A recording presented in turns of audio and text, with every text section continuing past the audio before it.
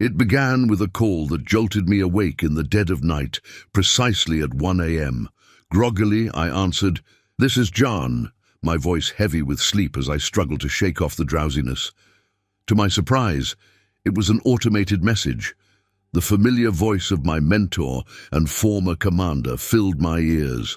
"John, you are being assigned a secret project," he declared, his tone carrying a mix of urgency and intrigue. "And guess what? It's at the bottom of the Atlantic, John. It's about time you got that vacation you've been due. Now listen carefully. Tomorrow is the urgent briefing at Room Z, where you will receive all the details. Be there at 10 a.m. sharp," he concluded before the voicemail ended abruptly. I immediately set an alarm, determined not to forget, as my mind was still foggy from being plucked straight out of a dream. I drifted back to sleep, but woke up with a single thought. What did they find at the bottom of the Atlantic? How did they even discover it?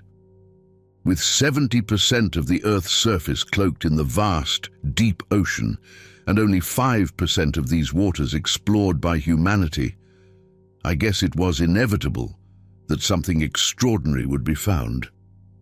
My curiosity burned to know what it was, yet a part of me preferred to leave such mysteries untouched, favoring the simplicity of an untroubled life. However, I had no choice in the matter and had to attend. I prepared myself meticulously and made my way to the briefing room, designated as Room Z. This room was where the most clandestine and confidential matters were discussed, ranging from covert assassinations to encounters with extraterrestrial beings and cutting-edge futuristic technology. Despite my extensive combat experience in Haiti in 2078 and Jordan in 2081, I couldn't shake the pervasive sense of unease, a sensation reminiscent of the nervous excitement on a first day at a new job, my hands almost jittering with apprehension. This was an entirely new experience for me. I had never been inside Room Z before. Since the initiation of our Mars colonization efforts and the invention of groundbreaking new technologies, Room Z had become an essential necessity. It made me intensely curious about the kinds of extraordinary discoveries they had made on Mars, or the advanced technologies that were kept hidden from the public, things that no one had even begun to imagine. When I finally arrived, 10 minutes before the set time, I saw 3 other people, each looking as curious and confused as I felt, sitting and waiting. My mentor and former commander, General Harold, was engaged in conversation with 2 other gentlemen, who I later learned were on the board committee of the UN's Global Security and Exploration Affairs. I greeted everyone with a nod, then approached General Harold with anticipation. "So, when are we starting?" I asked, trying to mask my nervous energy. He smiled warmly and extended his hand. Sit. We'll go through everything in a bit," he reassured me as we shook hands. Then, turning back to the UN board committee members, he resumed his conversation with them. The low hum of their voices filled the room, adding to the suspense. After a few moments, the discussions ceased, and General Harold and the committee members turned their attention toward us. The room fell silent, and I could feel the weight of the impending briefing settling over us like a heavy fog. "I guess you are all well informed that today's briefing concerns what we discovered at the bottom of the Atlantic," one of the UN board members began, holding a projector remote in his hand. His voice carried a weight of seriousness that immediately captured our attention. "Now, as you can see here on the screen," he continued, pressing a button to display a series of images captured by the Atlantis rover, "we have detected some strong electromagnetic waves down there, under heat maps." He pointed to the vivid thermal images. "It becomes even clearer. We need you to go down there, investigate, and determine exactly what it is." Dr. Ethan Clark, the team's geologist, leaned forward, squinting at the screen. "Are those formations natural, or could they be man-made?" he asked, his voice tinged with both skepticism and intrigue. The board member nodded, acknowledging the question. "That's precisely what we need to find out. The patterns and intensities are unlike anything we've seen before. We suspect there might be something significant hidden beneath the ocean floor. I glanced at General Harold, who was watching us closely. What kind of equipment will we be using? Lieutenant Mark Mitchell, the team's engineer and submersible pilot, asked, trying to gather more information about the mission. General Harold stepped forward, taking over the explanation. You'll be equipped with state-of-the-art submersibles, capable of withstanding the immense pressure at those depths. Additionally, you'll have advanced scanning and sampling tools to analyze whatever you find. Roxanne raised a hand. And what about potential risks? Are there any known hazards we should be aware of? The UN board member exchanged a look with General Harold before replying. The electromagnetic waves themselves pose a risk, and the unknown nature of the findings adds to the uncertainty. But rest assured, we've taken every precaution to ensure your safety. With the images from the Atlantis rover still displayed, the board member concluded, "Your mission is critical. We need to understand what's down there, and your expertise is vital to uncovering the truth." Why can't the robot do it? I mean, why send people when you can clearly get the info you need using your rover? I asked immediately after he finished his sentence, my curiosity and concern blending in my voice. The second UN board member stepped forward, his expression serious. "Well, these are the last images we received from Atlas," he said, pointing to the screen where the final captured images from the rover were displayed. Our communications were abruptly interrupted and disconnected after these were taken. It appears that the electromagnetic fields grow stronger the deeper and closer you get, rendering our technology useless. That's precisely why we need you. He paused, letting the gravity of the situation sink in. The electromagnetic interference is beyond what our equipment can handle. But we believe a human presence with the ability to adapt and respond in real time might succeed where our machines have failed. The room fell silent, the weight of his words settling over us. I exchanged a glance with the other team members, their faces reflecting a mix of trepidation and determination. "Now," Harold, my ex-mentor, began, his voice commanding and authoritative. "John, you will be leading a team of 3 highly trained specialists. Roxanne will be your medic and biologist, Dr. Ethan Clark, the most distinguished geologist we have, and Lieutenant Mark Mitchell, your engineer and submersible pilot. Go over everything together, and we take off tomorrow. Understood?" Harold finished firmly, his eyes boring into mine. "Understood, sir," I responded with a crisp salute, feeling the weight of the mission settle on my shoulders. I extended my hand, and Harold shook it firmly, his grip conveying both trust and expectation. The sense of urgency and the gravity of our task hung heavy in the air, adding to the tension thrumming through my veins. We spent the rest of the day with the UN board members, immersed in intensive briefings and meticulous preparations for the mission. Every question and concern was addressed with thorough explanations, and we examined the sophisticated equipment we would be using. The atmosphere was charged with a mix of tension and anticipation as we absorbed every detail, understanding the gravity of our task and the unknown challenges that awaited us in the depths of the Atlantic. Tomorrow came faster than I had anticipated, and I barely slept through the night. My mind was a whirlwind of thoughts and uncertainties, leaving me restless. We gathered early at the UN HQ, the air thick with anticipation. From there, we were transported to our launch site in the middle of the Atlantic, the vast expanse of water stretching endlessly around us. As we arrived, the submersible awaited us, sleek and imposing against the backdrop of the ocean. We suited up, each movement deliberate and filled with a sense of purpose. The tension was tangible as we double-checked our gear, the gravity of our mission settling over us like a heavy cloak. One by one, we entered the submarine.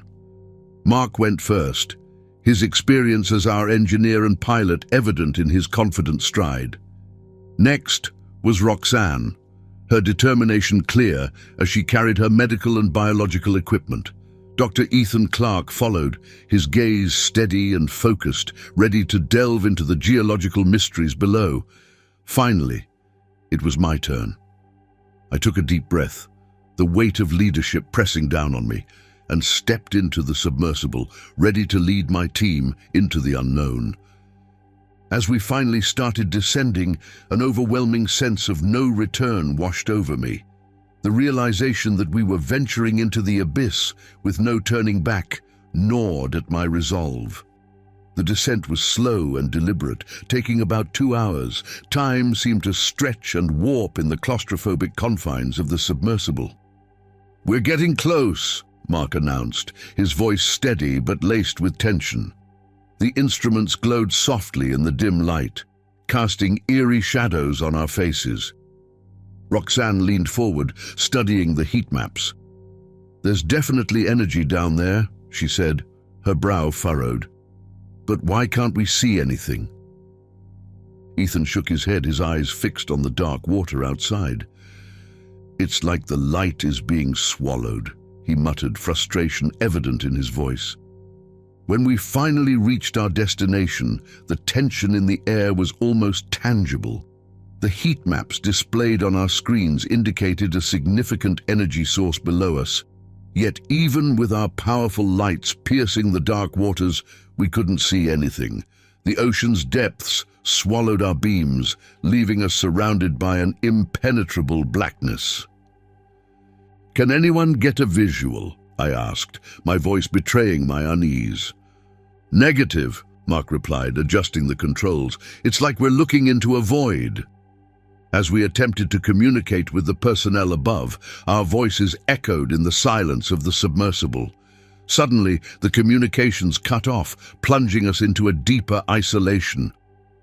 "Damn it, we've lost contact," Roxanne said, her voice tight with worry.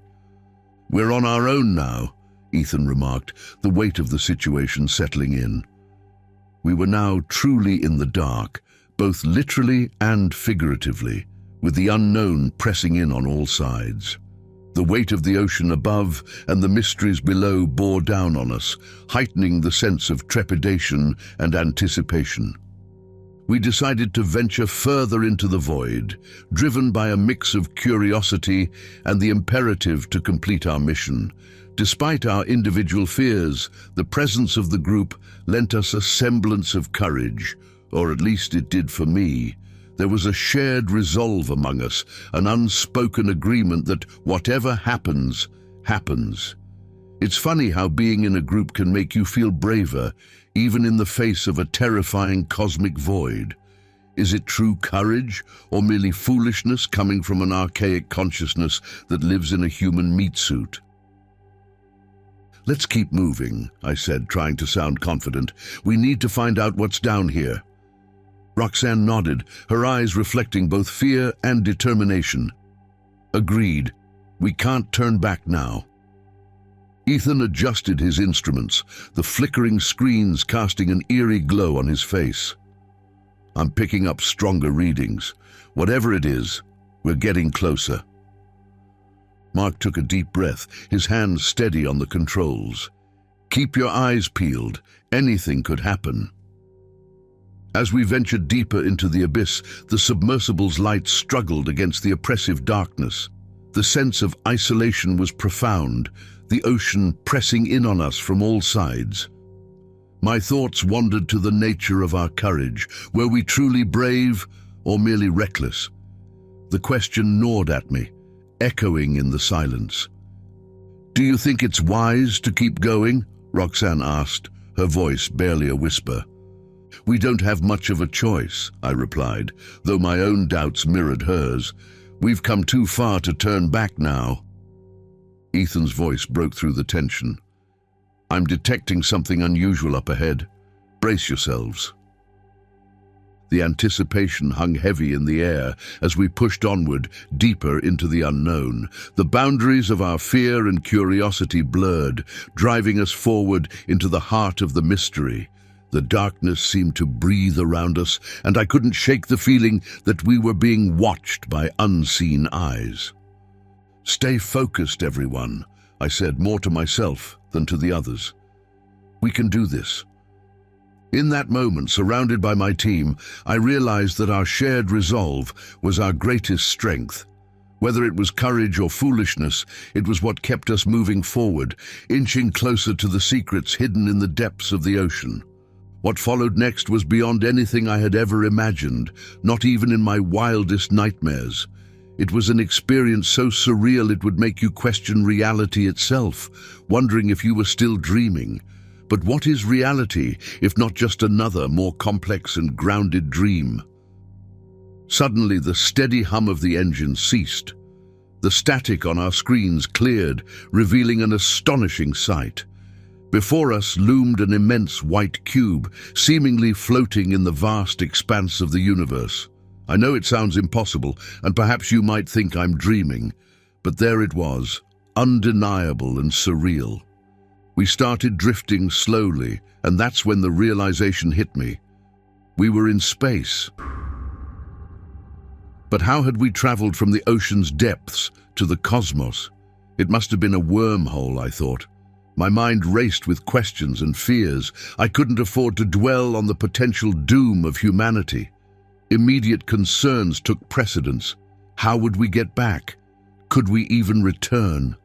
The dread of being lost forever gnawed at me, and the fear of dying in this strange, uncharted corner of space gripped my heart. "Is everyone seeing this?" I asked, my voice barely above a whisper, hoping for some confirmation of our shared reality.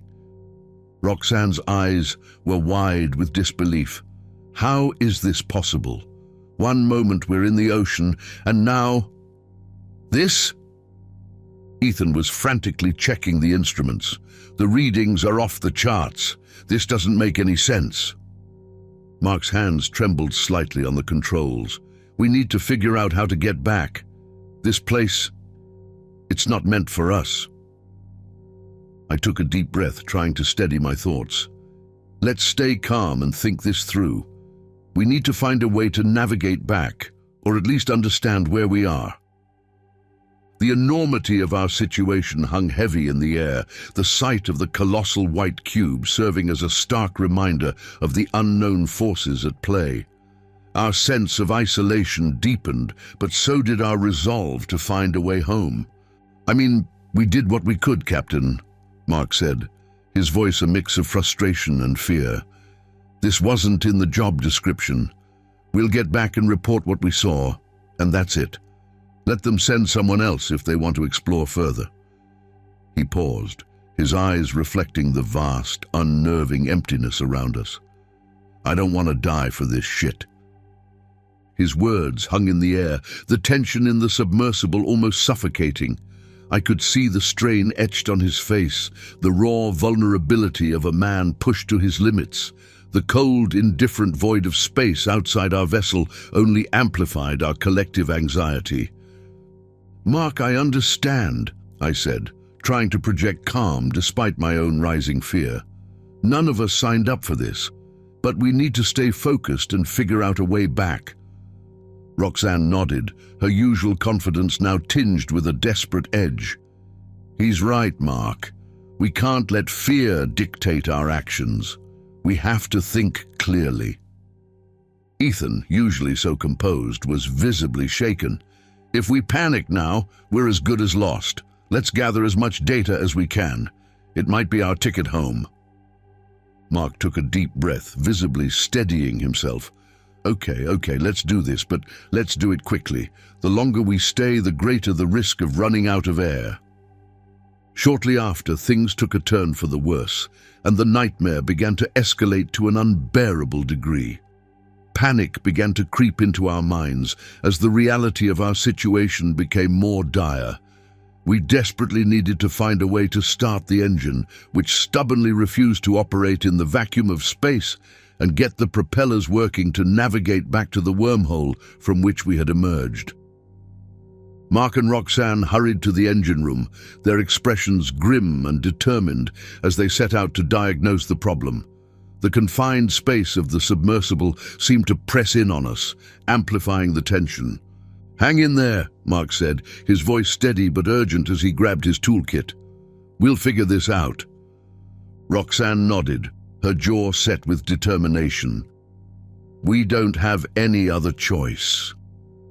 Meanwhile, Ethan remained at the control panels, his eyes darting across the flickering screens as he gathered as much data as he could.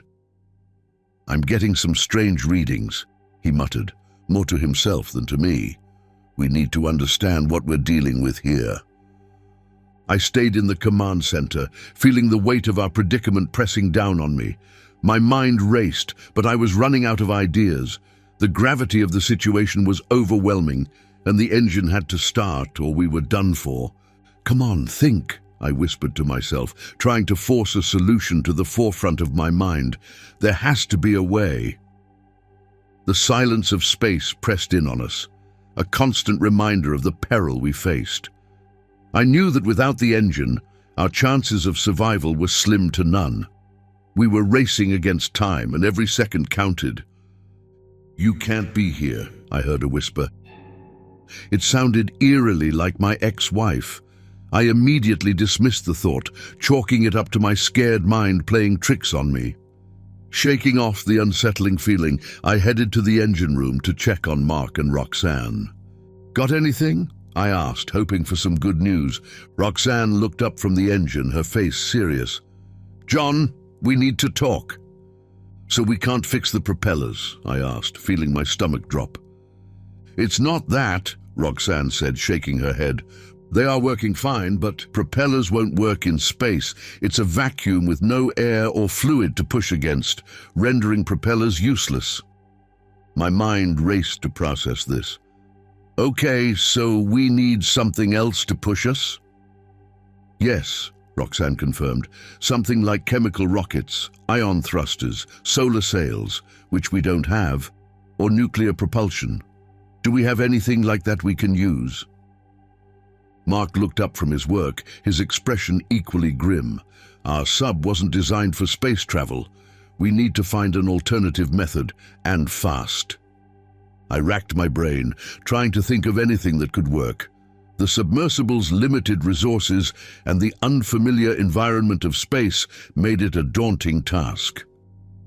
"We have to come up with something," I said, more to myself than to them. "There has to be a way." The oppressive silence of space seemed to mock our efforts. The enormity of our predicament weighed heavily on us, and I could see the strain in Mark and Roxanne's eyes. "Okay, let's all gather in the main room and go through our options," I said, turning to notify Ethan. I headed to the control room, but Ethan wasn't there. "Ethan!" I shouted, my voice echoing in the confined space. "We need to talk!" The comms crackled to life, and I heard Ethan's voice. "Hey, John, you have to see this. It's amazing." "Where are you? We need to talk in the main room," I insisted, my anxiety mounting. "I'm outside," Ethan replied, his tone curious and mischievous. "Doing some research and relaxation." My heart skipped a beat. Ethan was a man driven by insatiable curiosity, almost to the point of obsession. Ever since we first met in the briefing room, he had been eager, almost psychotic in his desire to uncover the unknown. "What do you mean, outside?" I asked, my voice tense with the knowledge that he was outside the submersible. "I'm doing some research, John. I'll be there in a minute, don't worry. The suits are holding up nicely," he said, his nonchalance maddening. "Ethan, we need you here. I didn't authorize you to go outside. You're putting everyone at risk. Get back here now," I ordered sternly, my mind racing with the implications of his reckless behavior. "You are not where you're supposed to be, dear." I heard it again, the haunting voice of my ex-wife. "What?" I muttered to myself, feeling a chill run down my spine. "What's happening?" "You are outside of your aquarium. You are not supposed to be here," the voice continued, eerie and disembodied.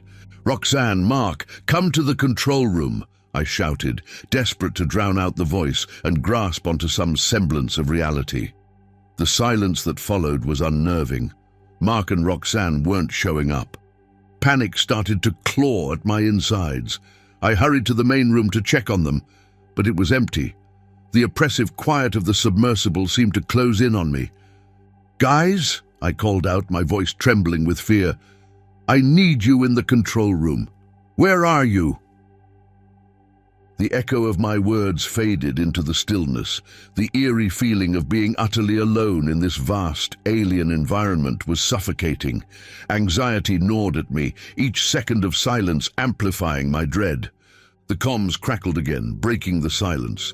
"Ethan, no!" I heard Mark shouting through the static. "Where are you guys?" I demanded, anxiety spiking. "John, Ethan is heading toward the cube. We couldn't stop him," Mark replied, his voice tense. "Where are you now?" I asked, trying to keep my voice steady. "I'm at the front of the ship outside, but I couldn't stop Ethan." "Is Roxanne with you?" I inquired, hoping for some sense of order. "No, I'm inside, at the changing room, waiting for Mark and Ethan," Roxanne answered over the comms. "Look, both of you come back into the ship now," I commanded, trying to assert control over the chaotic situation. I watched through the cameras as Ethan ventured closer and closer to the immense white cube. My heart pounded in my chest. "Grab his rope and drag him back here," I instructed Mark. "Roger that, John," Mark responded, beginning to haul on Ethan's rope. "No, guys, I'm so close," Ethan pleaded, his voice tinged with desperation. "Please, just let me see what this is, and I will be right back. I swear." "No, that's enough. You're coming back," Mark insisted, his tone firm. "I don't want to do this," Ethan started, "but I will detach myself if you keep dragging that rope, Mark." "Look, man, why do you have to make things complicated? Just come back and let's head home," Mark urged, frustration evident in his voice. "Not before I touch this thing," Ethan retorted, "and I swear to God I will detach myself if you keep pulling me." Listening to the exchange through the comms, I sighed heavily, feeling the weight of the situation pressing down on me. "Fine, let him go," I said reluctantly. "Only touch it and come back immediately. Got it? And there will definitely be consequences for this, just so you know," I continued, my voice stern. "The only reason I'm letting you do this is because I don't want your death on my hands." Ethan's breathing was audible through the comms as he moved closer to the cube. The tension was unbearable, every second feeling like an eternity as we waited to see what would happen next. Ethan got closer, his figure illuminated by the eerie glow of the immense white cube. His breaths were heavy and audible over the comms. "All right, I'm almost there," Ethan said, his voice filled with a mix of awe and trepidation. "Just a little bit closer."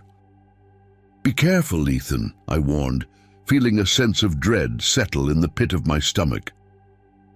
Ethan extended his hand toward the cube's surface. "I'm going to touch it now," he whispered, almost reverently. Suddenly, as his fingers made contact, a blinding light erupted from the cube, swallowing Ethan whole. The comms went silent, and the image of Ethan vanished from the screens. "Ethan," I shouted, panic rising in my chest. "Ethan, do you copy?" Silence. The rope tethering him to the ship snapped, recoiling back like a broken thread. "We've lost him," Mark said, his voice hollow. "John, what do we do?" Roxanne's voice trembled over the comms. I stared at the blank screen, the reality of the situation sinking in. "We need to regroup inside the ship, now." "But what about Ethan?" Mark asked, his voice cracking. "He is done, and I am done with this shit," I said, trying to keep my voice steady. "Everyone, back inside. We need to get out of here." The atmosphere was thick with a mixture of disbelief and terror as we retreated, the ominous presence of the cube lingering in our minds. Ethan was gone, and we were left with the haunting realization that we were utterly alone in this alien void. As we regrouped inside the submersible, a heavy silence settled over us. The loss of Ethan weighed on us, amplifying the tension in the cramped quarters. Suddenly, the lights flickered, casting long, ominous shadows that danced across the walls. "What's happening now?" Roxanne asked, her voice shaky as she looked around nervously. "I'm not sure," Mark replied, his hands moving rapidly over the control panel, trying to diagnose the issue. "It's like the electrical systems are being affected by something external." The comms crackled with static, and an eerie, distorted voice echoed through the speakers. "You shouldn't be here." "What the hell was that?" Roxanne exclaimed, her eyes wide with fear. "I don't know," I admitted, feeling a chill run down my spine. "Stay calm, everyone. We need to stay focused." Suddenly, the walls of the submersible seemed to shimmer, as if reality itself was bending and warping. The familiar confines of the vessel twisted into unfamiliar shapes, creating a nauseating sense of vertigo. "John, look at this!" Mark pointed to the screen, where the readings were going haywire. "The instruments are picking up fluctuations that don't make any sense. It's like reality is unstable." A low hum filled the air, growing louder and more intense. The sound seemed to penetrate our very bones, creating an unbearable pressure in our heads. "Make it stop!" Roxanne cried, covering her ears in a vain attempt to block out the noise. "Everyone, hold on!" I shouted, trying to maintain control. "We need to find a way to stabilize the submersible." Suddenly the hum ceased, replaced by an oppressive silence. The air felt thick, as if we were submerged in a dense fog. Strange, shadowy figures appeared at the edge of our vision, flickering in and out of existence. "Do you see that?" Mark whispered, his voice barely audible. "Are those people?" "They can't be real," Roxanne said, her voice trembling. "It's just another distortion." The shadowy figures moved closer, their forms becoming more defined. They were humanoid but lacked any distinct features, their faces blank and smooth like mannequins. "We need to get out of here," I said, my heart pounding in my chest. "This place is warping our perception. It's not safe." "But how?" Roxanne asked, desperation creeping into her voice. "We're stuck in this, whatever this is." Mark continued to fiddle with the controls, his face set in grim determination. "I'm trying to get the engines back online. If we can just get some power." A sudden jolt rocked the submersible, knocking us off our feet. The shadowy figures vanished, replaced by a blinding white light that filled the cabin. "Hold on!" I shouted, grabbing onto a nearby console for support. The light intensified, and for a moment it felt like we were being pulled apart at the seams. Then, just as suddenly, the light disappeared, and we found ourselves back in the darkness of the ocean depths. What just happened?" Roxanne asked, her voice shaky. "I don't know," I admitted, feeling disoriented. "But whatever that was, it's gone now." Mark looked at the control panel, relief washing over his face. "Engines are back online. We can move again." "Let's get out of here," I said, determination replacing the fear in my voice. "We need to report what we've seen and find a way back to safety." As we navigated away from the strange phenomenon, a lingering sense of unease remained. The bizarre events had shaken us to our core, leaving us questioning the nature of reality itself. Back on the surface, we were immediately ushered into a debriefing room filled with top officials and scientists. The gravity of our mission and the bizarre phenomena we experienced demanded thorough scrutiny. As we recounted our harrowing journey, the room grew increasingly tense. "Explain the cube again," one of the scientists pressed, leaning forward. It seemed to defy all known physical laws. I nodded, glancing at Roxanne and Mark for support. The cube appeared to exist both within our dimension and outside of it. When Ethan touched it, he vanished, and we were subjected to extreme reality distortions. "Reality distortions?" another official questioned. "Yes," Roxanne interjected, her voice steady despite the tremors in her hands.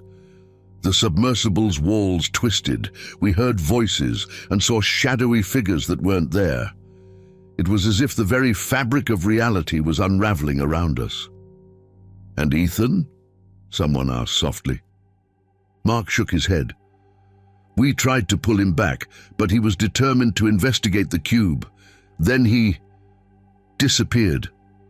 We lost all contact. The room fell silent, the weight of our loss hanging heavily in the air. After a few more questions and a detailed analysis of our readings, the briefing concluded.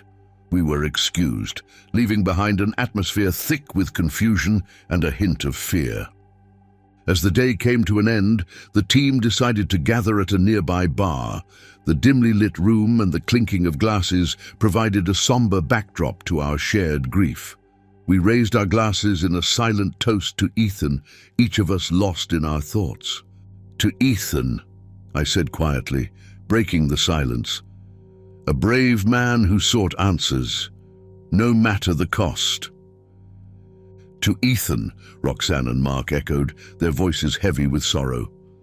After several drinks, we began to loosen up, sharing stories of Ethan's relentless curiosity and passion for discovery.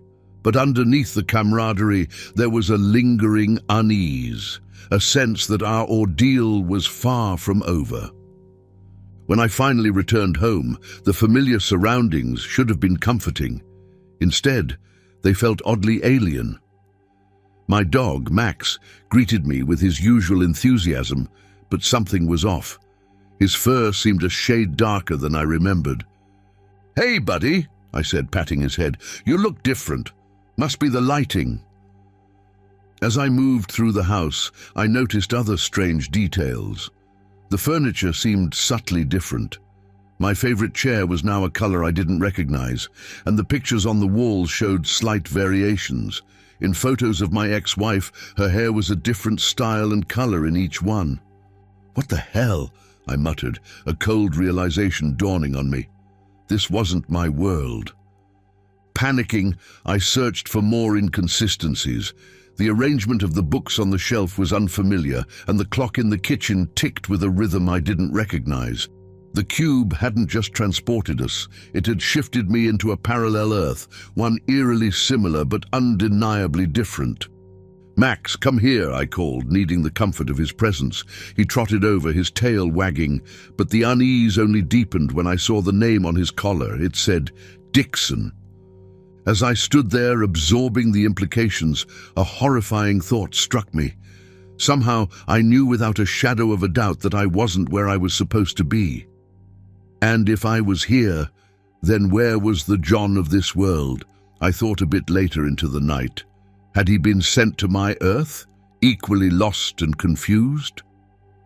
A sense of dread settled over me, heavy and unrelenting. The cube's effects had only just begun, and the uncertainty of what lay ahead was terrifying. It's like I had lost all sense of control over my life, over my reality. "Enjoy your new home," I heard a whisper in my head, feeling the weight of the unknown pressing down on me. I shook. I felt like a fish that the owner relocated to another aquarium. And with that realization came the chilling thought that there might be no way back, leaving me to face a future filled with uncertainty and fear.